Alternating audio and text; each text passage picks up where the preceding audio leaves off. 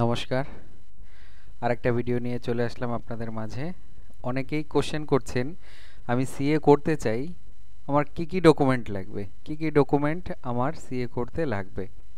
তো দেখুন, সিএ করতে বেশি কিছু লাগে না, জাস্ট মেইন দুটো ডকুমেন্ট। এই দুটো ডকুমেন্টই হচ্ছে সবথেকে ভাইটাল ডকুমেন্ট।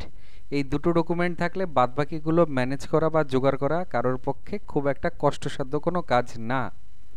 দেখুন তাহলে, এই প্রথম দুটো যে ডকুমেন্ট খুব ভাইটাল ডকুমেন্ট, যেটা জোগাড় করা একটু কঠিন, সবার জন্য হয়তো ইজি হবে না, বা সবার কাছে হয়তো অনেক ইজিও হতে পারে।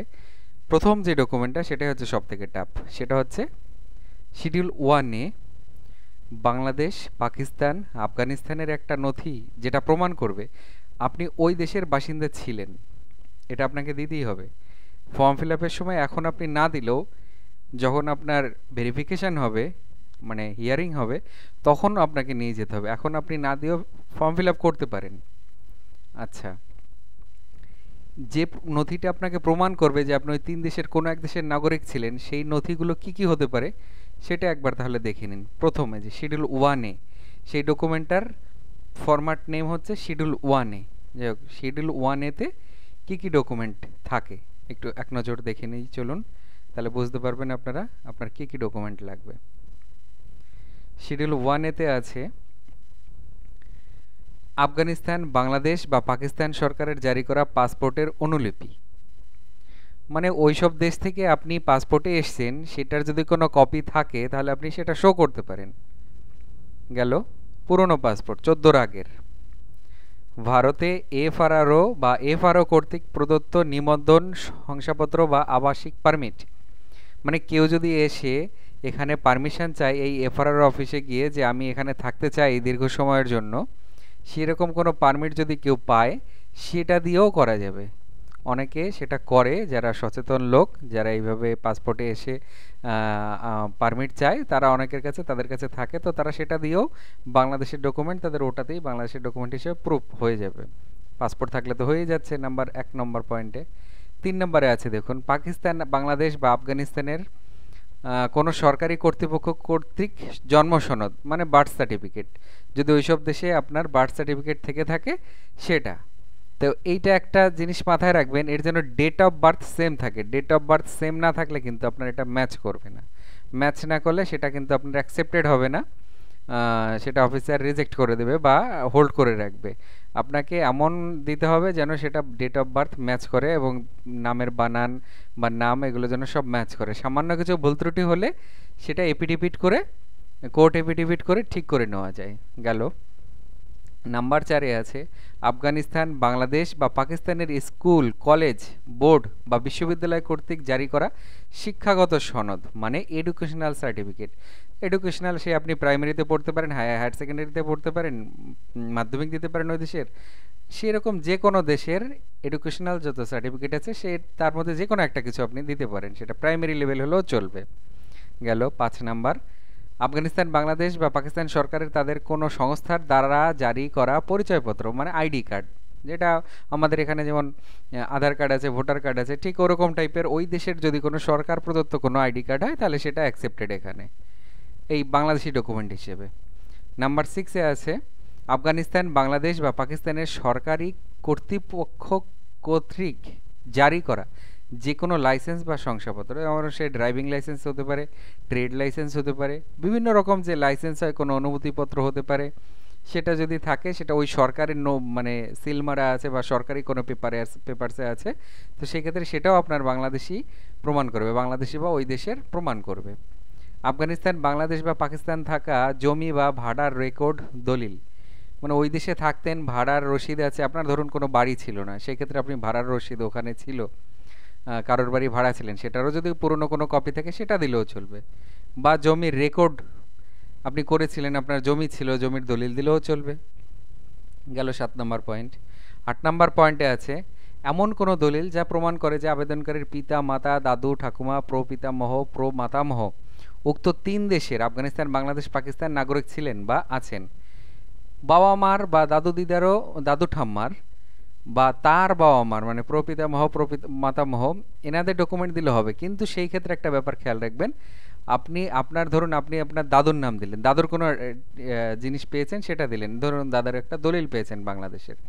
তো সেই ক্ষেত্রে কি হবে, আপনার যে দাদু ইনি সেটা কিন্তু ইন্ডিয়ান ডকুমেন্টে আপনাকে প্রুফ করাতে হবে। কিভাবে? তাহলে আপনার বাবার যদি কোনো ডকুমেন্টে এই দেশেই থেকে থাকে, মানে ভারতবর্ষে থেকে থাকে, ধরুন আপনার তো আছেই, আপনার আইডিতে আপনার বাবার নাম আপনার থাকবে, তো আপনার বাবা ওখান থেকে প্রুফ হয়ে যাচ্ছে আপনার বাবা। এবার আপনার বাবার যদি এই দেশে কোনো ডকুমেন্ট থাকে, মানে আপনার বাবা অলরেডি এই দেশে আসলেই তো ডকুমেন্ট হবে, সে তিনি যদি এই দেশে থাকেন তাহলে তার ডকুমেন্টে যখন তার বাবার নাম থাকবে, সেক্ষেত্রে উনি আপনার দাদু প্রুফ হয়ে যাবে, লিঙ্ক প্রুফ হয়ে যাবে। তো সেই ক্ষেত্রে আপনি দাদু ঠাকুমার দিতে পারেন, কিংবা প্রপিতামহ প্রমাতামহরও দিতে পারেন। ওইভাবে জাস্ট লিঙ্কটা যেন থাকে, এই দেশে যেন আপনি প্রুফ করতে পারেন এটা আপনার দাদু ঠাকুমা, এটা প্রুফ করাতে হবে। কিন্তু না করলে এই ডকুমেন্ট অ্যাকসেপ্ট হবে না। আপনি আপনি যতই জানেন যে শিওর যে এটা আমার দাদু ঠাকুমা, কিন্তু আপনাকে ওই লিঙ্ক প্রুফ না করালে ওই ডকুমেন্ট অ্যাকসেপ্টেড হবে না। গেল 9 নাম্বার। আফগানিস্তান, বাংলাদেশ বা পাকিস্তানের সরকারি কর্তৃপক্ষ বা সংস্থা কর্তৃক জারি করা অন্য যে কোনো নথি যা প্রমাণ করে যে আবেদন করে ওই দেশের নাগরিক বা বাসিন্দা ছিলেন। মানে ওই দেশের সরকারি যে কোনো কাগজ, যদি এইসব নাই পান তাহলে যে কোনো কাগজ যদি দিয়ে থাকে সেগুলো দিয়ে অ্যাপ্লাই করতে পারেন। সেটা সরকারি, জাস্ট একটা সরকারি স্টাম্প থাকলে বা সরকার কোনোভাবে দিয়েছে, সরকারের কোনো চিঠি বাড়ি গেছে, এরকম টাইপের কিছু থাকলে সেটা দিলেও হবে। গেল। তাছাড়া দেখুন 10 নাম্বারটা, এটাও থাকলে পারবেন। আপনি উদ্বাস্তু হিসেবে শরণার্থী ক্যাম্পে ছিলেন ভারতে, ধরুন 71 আপনি এসছেন, তো উদ্বাস্তু হিসেবে ছিলেন, তখন কোনো কার্ড দিয়েছে আপনাকে, আপনি বাংলাদেশের উদ্বাস্তু, ওটা লেখা আছে, তো সেই ক্ষেত্রে সেটা দিলেও আপনার প্রমাণ হয়ে যাবে আপনি বাংলাদেশের। তাছাড়া ধরুন আপনাকে জমি দিল, যে আপনি উদ্বাস্তু হিসেবে ওই দেশ থেকে এসেছেন, সেই হিসেবে আপনাকে জমির পাট্টা দিল, সেখানে আপনাকে লিখে দিল স্পেশালি যে জমির পাট্টা বাংলাদেশি উদ্বাস্তু হিসেবে এনাকে দেওয়া হলো, এরকম যদি লেখা থাকে তো সেটা দিলেও হবে। সেটাতে আপনার এই যে যে শিডিউল 1-এ বাংলাদেশ, পাকিস্তান, আফগানিস্তানের একটা নথি, সেটা প্রুভ করলো। গেল শিডিউল 1-এ গেল। এবার শিডিউল 1B, শিডিউল 1B-তে কী আছে, 2014 31শে ডিসেম্বর বা তার আগে ভারতে প্রবেশ করেছেন তার একটা প্রামাণ্য নথি।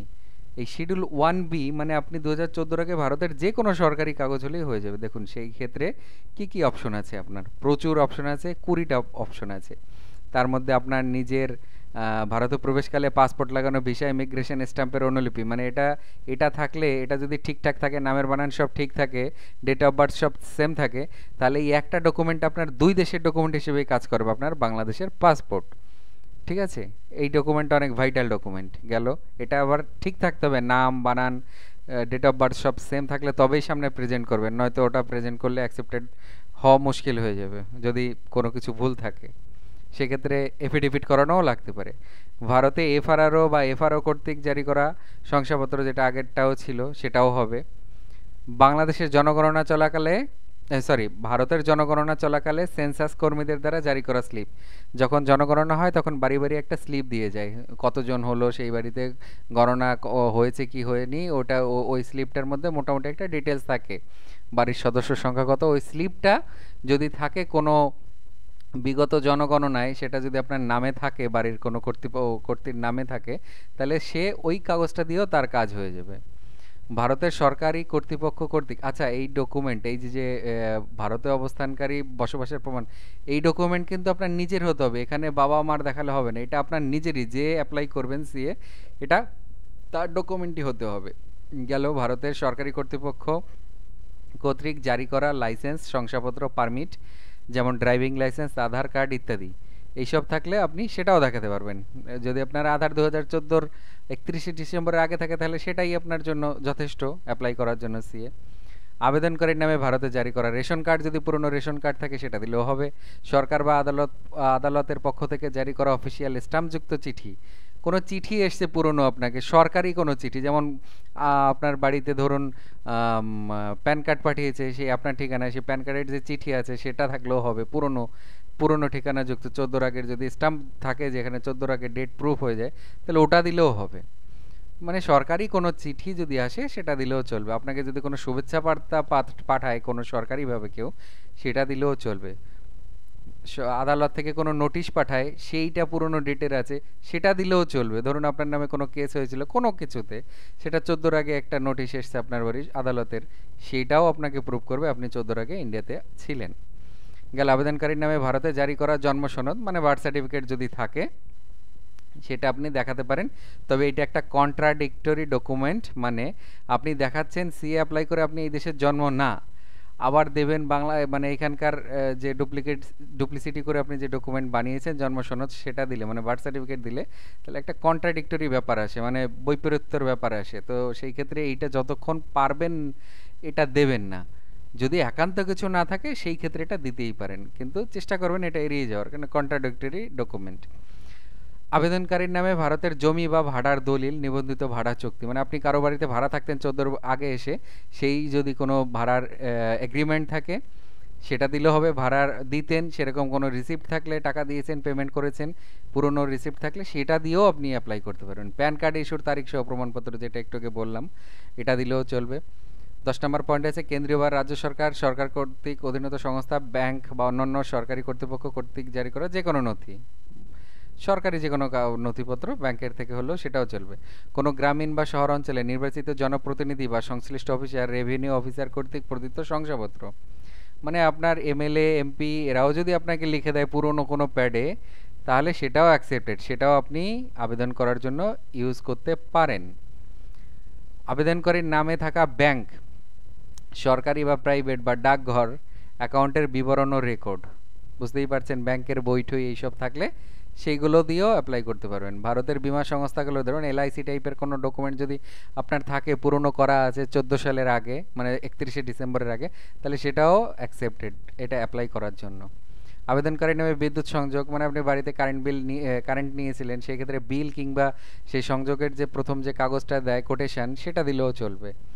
15 নম্বর, আবেদনকারীর বিরুদ্ধে বা পক্ষে ভারতের আদালত বা ট্রাইব্যুনালের রেকর্ড বা প্রসেস, ওই যে বললাম যদি কোনো কেস থাকে সেই কেসের কোনো চিঠিপত্র রেকর্ড যদি 14 আগে হয়, আপনার সেটাও প্রুভ করবে আপনি এখানে 14 আগে এসেছেন, সেটা দিলেও আপনি অ্যাপ্লাই করতে পারবেন। ভারতে কোনো নিয়োগকর্তার অধীনে চাকরির প্রমাণপত্র যা নিম্নোক্ত মাধ্যমে সমর্থিত, মানে কর্মচারী ভবিষ্যনিধি ইপিএফ বলে, সাধারণ ভবিষ্যনিধি জিপিএফ, পেনশন, কর্মচারী রাজ্য বীমা কর্পোরেশন ইসিআইসি, এই ইএসআইসি, এইগুলো দিলেও আপনি প্রমাণ করতে পারবেন 14 আগে যদি হয়, তাহলে আপনি সেটাও আপনার ভারতীয় ডকুমেন্ট হিসেবে গণ্য করা হবে।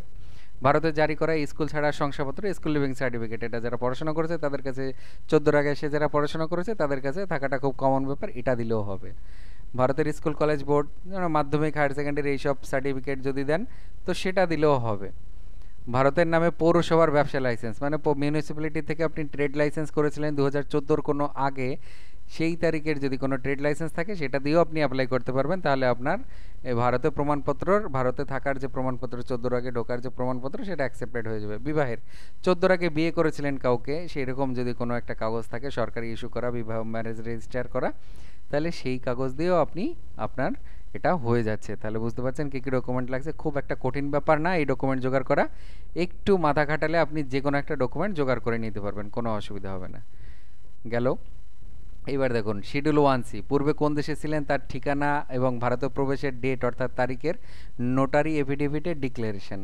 এইটা একটা ডিক্লারেশন নোটারি, আমি ওই দেশে কোথায় ছিলাম সেটার আমার ঠিকানা দিতে হবে, আর আমি ইন্ডিয়াতে কত তারিখে ঢুকেছি সেটার একটা ঠিকানা দিতে হবে, মানে নোটারি এফিডেভিটের ডিক্লারেশন দিতে হবে। আচ্ছা, এই জিনিসটা কেমন হয় দেখুন, অনেকে জানতে চান যে শিডিউল 1C এই ডকুমেন্টটা এটা কীরকম হয়। তো কীরকম হয় তার স্যাম্পল আমি একটু দেখাচ্ছি।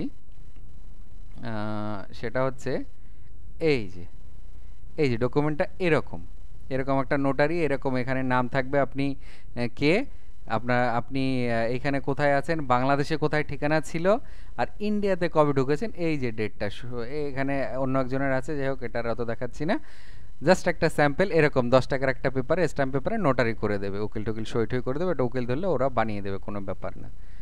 গেল। এবার দেখুন, নিজের ভারতীয় ঠিকানার একটা নোটারি এফিডেভিটের ডিক্লারেশন এবং প্রতিবেশী একজনের প্রদানকৃত আপনার চরিত্রগত শংসাপত্রের একটা নোটারি এফিডেভিটের ডিক্লারেশন, মানে এখানে দুটো নোটারি লাগবে আর এখানে একটা, টোটাল 3টে নোটারি লাগে। এই দুটো নোটারি কীরকম হয়, এই দুটো নোটারিতে একটাই থাকবে আপনার নিজের ডিক্লারেশন, যে আমি কোথায় ছিলাম, এই যে আপনার ঠিকানা থাকবে এখানে, ব্যাস আপনি সাইন করবেন, আগেরটাও আপনি সাইন করবেন বাংলাদেশেটা, এটাও আপনি সাইন করবেন, ব্যাস। এই একটা নিজের ইন্ডিয়ান ঠিকানা কোথায় আছে সেটার একটা ডিক্লারেশন, আর সাথে আপনি আপনার প্রতিবেশী যে আপনাকে শংসাপত্র দেবে তার একটা ডিক্লারেশন, সে প্রতিবেশীর এখানে সই করতে হবে 10 টাকার স্ট্যাম্প পেপারে, সে লিখে দেবে যে আপনাকে সে চেনে এবং আপনার চরিত্র ভালো, আপনি কোনো দেশবিরোধী কাজে যুক্ত না, এটা প্রমাণ হবে যেহেতু প্রতিবেশী ডিক্লারেশন দিচ্ছে, তো এটা অ্যাকসেপ্টেড, প্রতিবেশীর এই সার্টিফিকেট আপনার কাজে লাগবে। ওটা মানে এই এফিডেভিটটা সি এর অ্যাপ্লিকেশনের জন্য দরকার। লাস্ট যে অপশনটা আপনার দরকারি সেটা হচ্ছে, আপনি যেহেতু 6 দেশের অত্যাচারিত যে বাকি 6টা ধর্মের আপনি ধর্মের মধ্যে পড়েন, সেই ধর্ম প্রতিষ্ঠানের কোনো একটা সংস্থার থেকে সার্টিফিকেট, মানে ধরুন আপনি হিন্দু, তো আপনি ভারত সেবাশ্রম, বিভিন্ন রকম নিত্যানন্দ আশ্রম, এরকম অনেক কিছু আছে, ইসকন, এরকম যে কোনো সংস্থার থেকে একটা নির্দিষ্ট ফরম্যাট আছে, ওরা সেটা প্রিন্ট করেই রেখেছে, যারা দিচ্ছে ওদের কাছে গেলেই আপনি পেয়ে যাবেন। কিছু টাকা ডোনেশন রাখে, 100, কেউ 50, কেউ ফ্রিতেও দেয়, সেক্ষেত্রে এটাও জোগাড় করা খুব একটা কঠিন ব্যাপার না। আর এই যে দুটো ডকুমেন্ট, পুরনো কোনো ভ্যালিড বা ইনভ্যালিড পাসপোর্ট থাকলে দেবেন, এমন কিছু দেওয়ার বাধ্যবাধকতা নেই, থাকলে দেবেন, না থাকলে দরকার নেই। রেসিডেন্সিয়াল পারমিট ওই এফআরআরওতে আবেদন করলে পাওয়া যায়, সেটা যদি থাকে তাহলে দেবেন, না থাকলে দরকার নেই, তাহলে এটা দেওয়ার দরকার নেই। মোটামুটি আপনাদের ক্লিয়ার হলো যে কী কী ডকুমেন্ট লাগে। অনেকেই কোশ্চেন করেন আসলে কী কী ডকুমেন্ট লাগে, সেই জন্য এটা স্যাম্পল দেখিয়ে দিলাম। আচ্ছা, ধর্ম সার্টিফিকেটটা কেমন হয় যদি কেউ দেখতে চান, এই যে ধর্ম সার্টিফিকেটটা এরকম ফরম্যাটে আসে, কোনো ব্যাপার না, যে কোনো জায়গায় গেলে অতি সহজে আপনি যদি হিন্দু হন ডকুমেন্ট নিয়ে যাবেন, ওরা ভেরিফাই করে আপনাকে দিয়ে দেবে, কোনো এটা দিতে ওদের আটকাবে না। যাই হোক, এই যে ডকুমেন্টগুলো, এই 6টা ডকুমেন্ট, মেইন হচ্ছে 6টা ডকুমেন্ট, 3টে এফিডেভিট, একটা ওপারের মানে বাংলাদেশ, ধরুন বাংলাদেশে ছিলেন তাহলে বাংলাদেশের একটা প্রমাণ, আর একটা হচ্ছে ইন্ডিয়াতে 14 রাখে ঢুকেছেন তার একটা প্রমাণ, এইটা, আর এই 3টে ডিক্লারেশন এফিডেভিটের, আর একটা ধর্মীয় প্রমাণের সার্টিফিকেট। এ খুব কঠিন ব্যাপার না, যে কেউ জোগাড় করতে পারে। এই হচ্ছে আসল জিনিস, এইগুলোই সব লাগে।